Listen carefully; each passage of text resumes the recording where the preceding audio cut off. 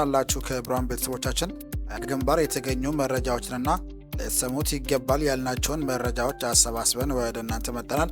እናንተም ሰብስክራይብ፣ ሼር እያደረጋችሁ በርታት እንድትሆኑ ዘንድ እየተማጸንን በቅድሚያ አርዕስተ ዜና እናሰማችኋለን።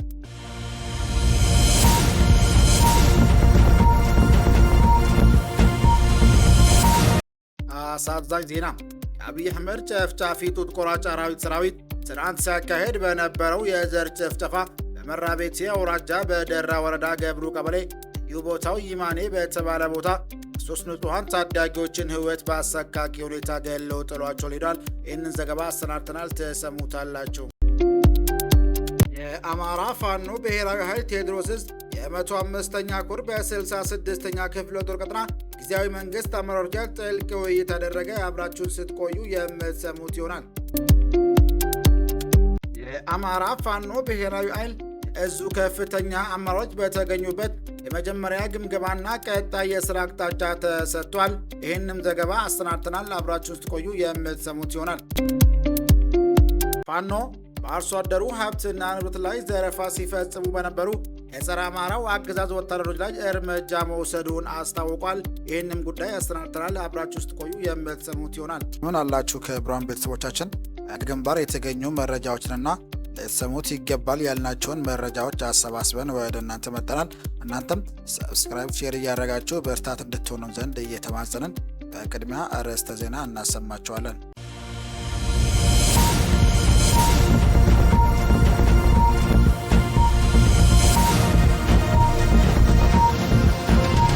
የአብይ አህመድ ጨፍጫፊ ጡት ቆራጭ አራዊት ሰራዊት ትናንት ሲያካሂድ በነበረው የዘር ጭፍጨፋ በመራቤቴ አውራጃ በደራ ወረዳ ገብሩ ቀበሌ ልዩ ቦታው ይማኔ በተባለ ቦታ የሶስት ንጹሐን ታዳጊዎችን ሕይወት በአሰቃቂ ሁኔታ ገሎ ጥሏቸዋል። ትናንት ከቀኑ 4 ሰዓት ተኩል ጀምሮ ባደረገው አማራን የማጥፋት የበቀል ድርጊት አንድ የ13 ዓመት ልጅና 2 ከ15 የማይበልጡ ወጣቶችን ረሽኗል። ዳምጠው አወቀ፣ ተምዬ ወርቅነው፣ ውደየው ዘለቀ የተባሉ ከእነዚህ በተጨማሪም ለጊዜው ስማቸው በዝርዝር ያልደረሰን 6 ንጹሐን ማህበረሰብ ከባድ ጉዳት እንደደረሰባቸው ከቦታው መረጃውን አደርሰውናል። በተጨማሪም 5 የአርሶ አደር በሬዎችን ገሏል። የጭካኔ ጥጉንና የዘር አማራነቱን የበቀል ጢሙን ተዋቶበት ሄዷል። ይህ ጸረ አማራ ጨፍጫፊ ጡት ቆራጭ ቡድን ለአማራ ለሰው ሳይሆን ለንብረትም ርኅራሄ እንደሌለው ያሳየበት ተግባሩ አረጋግጧል። በመሆኑም ህዝባችን ልጆቹንና ንብረቱን እየጠፋበት የሚገኘውን ጨፍጫፊ ቡድን አምርሮ ሊታገለው ይገባል። ይህ ዘረኛና በቀልተኛ የኦነግ ሸኔ መለስ አራጅ ቡድን አማራውን ጧሪ አልባ፣ አዛውንትና ወላጅ አልባ ሕፃናትን በማድረግ የአማራን ዘር እያጠፋ ይገኛል።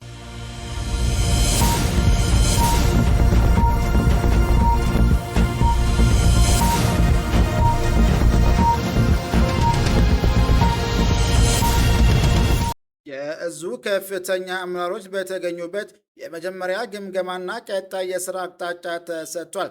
አማራ ፋኖ ብሔራዊ ኃይል ምዕራብ አማራ ቀጠና ቴዎድሮስ ዕዝ በኮርና ክፍለ ጦር መልሶ አደራጀት ደጋዳሞት፣ ደንበጫና ማቻከል ወረዳ በ109ኛ ኮር 99ኛው ክፍለ ጦር ሆኖ መዋቀሩ ይታወቃል።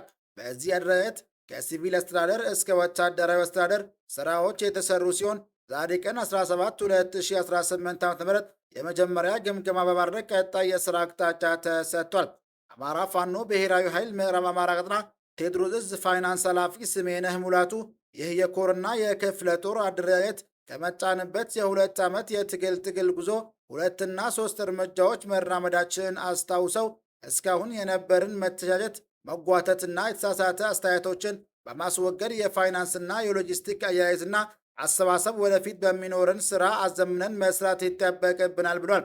አያይዘውም የቅዱስነት ካባ ተላብሰው በውስጣችን የተሰገሰጉ ሊኖሩ ስለሚችሉ ጥንቃቄ ሊደረግ እንደሚገባም አሳስበዋል። አማራ ፋኖ ብሔራዊ ኃይል ምዕራብ አማራ ቀጠና ቴዎድሮስ ዕዝ ወታደራዊ አስተዳደር 10 አለቃ ታደሰ ልንገሬ ክፍለ ጦሩ ከሁሉም ተዋጊ በስነ ልቦና የታጠቀ በሀብት በማህበረሰብ ድጋፍና ጦሩ ግዳጁን በላቀ ብቃት የሚወጣ መሆኑን አንስተው የድርጅቱን መምሪያ በመቀበል ለወደፊት የሚደረገው ግዳጆች ህዝቡ የጣለብን አደራ ከዚህ በፊት ከነበረ ግዳጅ የበለጠ ጠላትን መመከትና መደምሰስ ይገባል ብለዋል።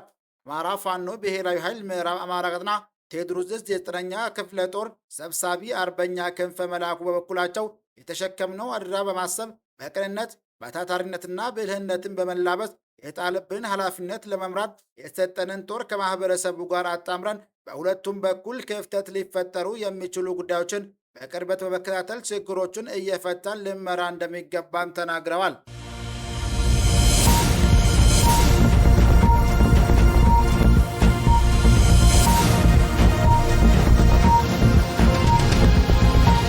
የአማራ ፋኖ ብሔራዊ ኃይል ቴዎድሮስ ዕዝ የ105ኛ ኮር በ66ኛ ክፍለ ጦር ቀጠና ጊዜያዊ መንግስት አመራሮች ጋር ጥልቅ ውይይት አደረገ።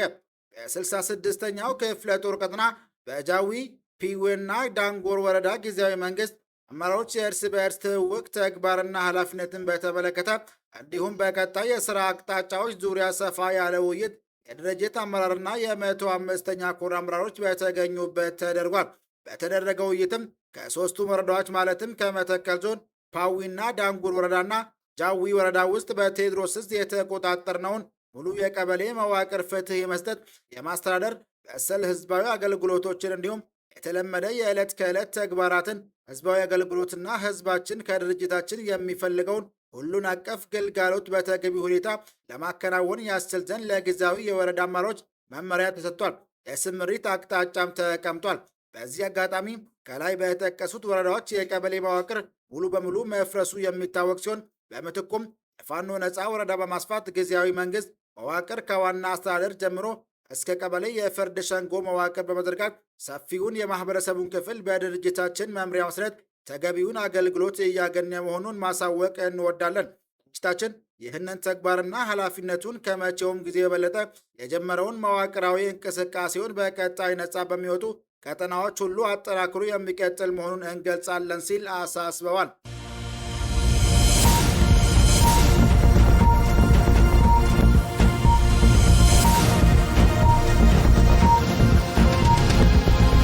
ፋኖ በአርሶ አደሩ ሀብትና ንብረት ላይ ዘረፋ ሲፈጽሙ በነበሩ የጸረ አማራው አገዛዝ ወታደሮች ላይ እርምጃ መውሰዱን አስታወቀ። አማራ ፋኖ ብሔራዊ ኃይል ደቡብ አማራ ቀጠና አሳምነው ዕዝ ከሰምኮር ኃይለ ማርያም ማሞ ክፍለ ጦር ስር የሚገኘው የሻለቃ አባላት በአርሶ አደሩ ሀብትና ንብረት ላይ ዘረፋ ሲፈጽሙ በነበሩ የጸረ አማራው አገዛዝ ወታደሮች ላይ እጅ ከፍንጅ ደርሶ እርምጃ መውሰዱን ክፍለ ጦሩ አስታውቋል። በከሰም ኃይለ ማርያም ኮርምሽ ቀጠና ሳልማን ቀበሌ በመግባት አርሶ አደሩን ሀብትና ንብረት በመዝረፍ ላይ በነበሩ የአገዛዙ ወታደሮች ላይ ነው የኃይለ ማርያም ማሞ አናብስቶች ፈጥነው በመድረስ ቅጽበታዊውን እርምጃውን የወሰዱት ብሏል።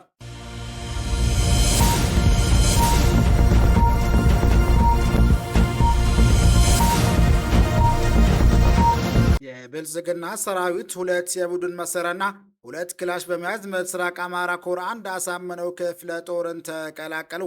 የፋሽስቱ ብልጽግና አገዛዝ ሰራዊት የ104ኛ ኮር 16ኛ ክፍለ ጦር አባላቶች 1 ስናይፐር፣ 1 ብሬንና 2 ክላሽ በመያዝ አገዛዙን በቀን በማለት ከነሙሉ ትጥቃቸው ሚኒሊክ ዕዝ ምስራቅ አማራ ኮር 1 አሳምነው ክፍለ ጦርን ተቀላቅለዋል።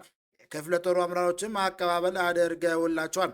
አገዛዙን በአውደ ውጊያ ብቻ ሳይሆን በሁሉም ዘርፍ የማፍረሱና ከህዝባችን ጫንቃ ብሎም ከሀገራችን ለማስወገድ ለመደምሰስ የሚደረገው ተጋድሎ ተጠናክሮም ቀጥለዋል።